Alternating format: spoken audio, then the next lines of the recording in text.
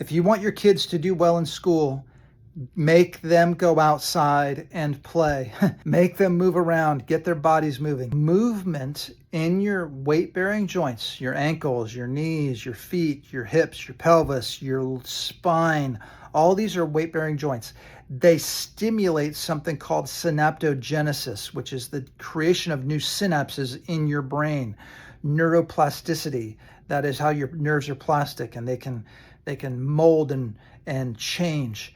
Movement causes your brain to make new synapses. Those new synapses make you smarter and more capable.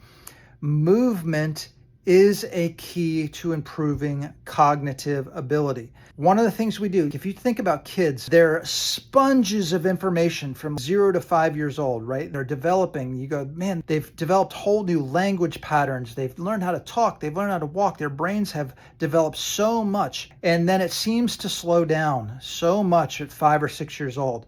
Why? Because we make them sit in a desk all day and not move. You want your kids, and I'm not talking about just little kids, I'm talking about your teenagers as well. You want them to do well in school, get them to exercise. The more they move around, the faster their brain develops. There have been hundreds of studies on this where they take somebody as an example and they say, study this article and then we're going to test you on it. And so they split the group into 2 groups and they make one group study the article while they're sitting at a desk. They make the other group study the article while they're pedaling on a bicycle, on a recumbent bicycle.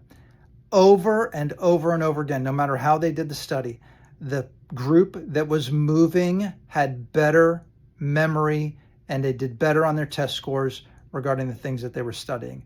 Movement is important. If the school won't let your kids go out and do recess and things like that, you got to find a way to get your kids out and make them move.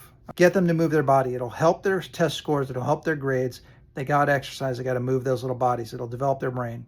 Dr. Dave Morris of Magnolia Medical Center here in Murfreesboro, Tennessee. Have a great day.